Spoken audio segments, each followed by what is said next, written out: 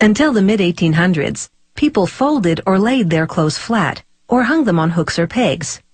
Once it became more common to store clothes in a wardrobe, someone, historians don't know exactly who, invented the clothes hanger, a hanging device shaped like human shoulders. Since the mid-19th century, hundreds of inventors have patented various shaped hangers, many of which are still being produced today. This Czech company makes wooden hangers in several styles. It uses beech, a hard and durable type of wood. The damp logs air dry outdoors for 7 months, then go into a kiln for 3 to 4 weeks. Drying the wood is critical, otherwise the hangers would expand and contract with temperature changes and eventually crack. Workers first use a bandsaw to slice the logs into 6 centimeter thick planks. Then they put each plank through a broaching machine. Inside, a toothed blade planes the wood, rendering the top and bottom surfaces level and smooth. Next stop is a grinding machine, which contains abrasive belts.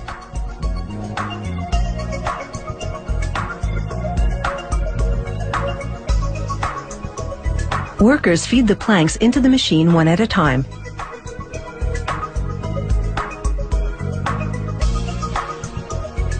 As each plank passes through, the belts above it sand the top silky smooth.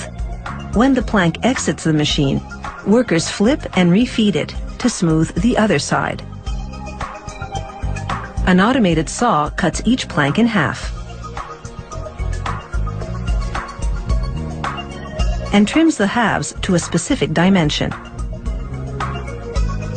The now smaller planks go into another grinding machine, which sands the sides smooth. Now the hanger shaping begins. Workers stack 10 planks and, using a circular saw, cut them to the same length, the ends at a 60-degree angle.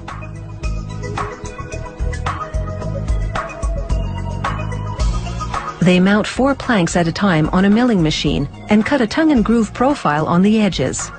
They'll later connect the hanger parts by fitting the tongues into the grooves. Stacking 6 planks now, they trace a hanger-shaped template on the top surface, then carefully follow the trace line with a jigsaw. Each plank is now roughly shaped into half a hanger, which they call a lamella. This particular hanger is designed for dresses, so they mill a groove in the shoulder of each lamella for garment straps. Then an automated milling machine refines and finalizes the hanger shape, smoothing the roughly cut wood in the process. Next, with strong cabinet maker's glue, they coat the tongues and grooves of 2 lamellas, then fit them together on a press. They let the glue dry for a day, then saw the point off the top. This creates a flat area into which to insert the hanger's hook. There's already a hole for it there, made when they milled the tongue and groove profile. Next, they sand the joint to remove excess glue and smooth out any nicks or tears in the wood. Then they round the angular joint.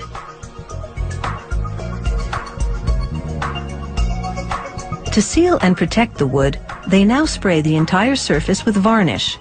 When it dries, they do a rough sanding, then apply a second coat and let that dry.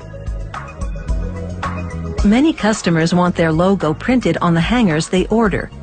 The printing machine coats a logo-embossed rubber pad with ink. A sponge dabs the pad, then stamps the logo onto the hanger.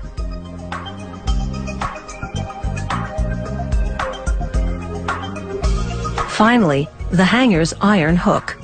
It's either nickel-plated for a silver tone or brass-plated for a gold tone.